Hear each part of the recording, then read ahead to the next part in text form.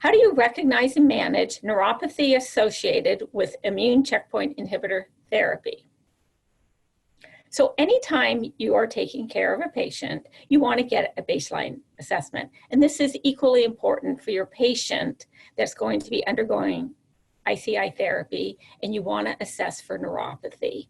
So always obtain a baseline evaluation. This is also important for your patients that have had prior chemotherapy with a neurotoxic agent. So think of perhaps your patient with colorectal cancer or a GYN malignancy that may have received prior platinum therapy, because they may be at risk for a pre-existing peripheral neuropathy. And this can be something subtle or residual, where they're having a little numbness and tingling left over in their fingertips or their toes. You also have to assess if your patient has pre-existing comorbidities. So think diabetes, right? So your patient may present to you already with a grade 1 peripheral neuropathy. So you want to make sure you're assessing this and you're documenting the baseline, so that going forward, you're evaluating your patient every time they come in and doing a thorough assessment. It's also important to note with peripheral neuropathy that there's different systems. So you have your motor and your sensory. So motor, of course, is going to be ambulation, their gait. Does this patient have difficulty walking? Have they fallen? Do they have a decreased depth perception in feeling the floor? And then the sensory, of course, is that classic numbness, tingling that patients may sometimes discuss feeling in their fingertips and their toes. But it's also important that we as a clinician are asking the appropriate questions. It's more than just saying, do you have numbness and tingling? Let the patient identify what the symptom is, because it might not be numbness and tingling. They may describe it as a burning or a scratching.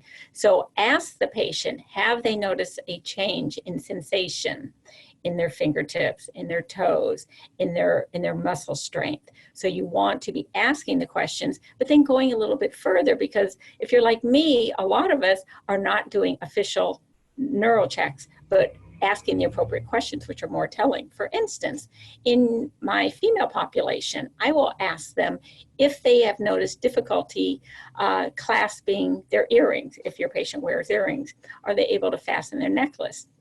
Do they have difficulty fastening a bra? So this gives me a better idea or a better sense of their fine motor movements with their fingertips. Have they noticed a change in their handwriting? Are they able to open a jar whereas in the past they could, but now they have difficulty? What about their style of shoes? Have they needed to adjust the type of the shoe, so they're wearing more sneakers or rubber soles because they notice that the depth perception, or they're tripping more often, or they're feeling unsteady and they need to hold on to the wall or to a caregiver or their partner. So these are really telling symptoms, and these really need to be documented, because as you go forward and you're assessing your patient with each cycle, you'll have an idea of the baseline. And also remember, you might not be on service that day, or the patient may come in for another reason and have another practitioner taking care of them. And so your documentation is going to be consistency in that evaluation. So how do we manage this? Most patients, we don't want the symptom to progress. A grade 1, we usually don't do anything about. But if a patient is experiencing a grade 2 or progressive symptoms, we may hold therapy or delay therapy.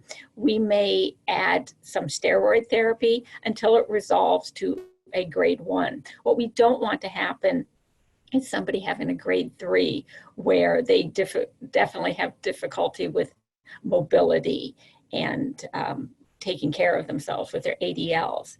The other thing is there's not a lot of information with prevention of peripheral neuropathy, but there is some anecdotal information out there. For instance, vitamin B12, alpha lipoic acid, glutamine. Now, of course, this is anecdotal, not necessarily evidence-based practice, and this needs to be individualized in your practice and with the patients if this would be something to perhaps recommend to your patient. There's also medications that require a prescription, such as gabapentin or Cymbalta.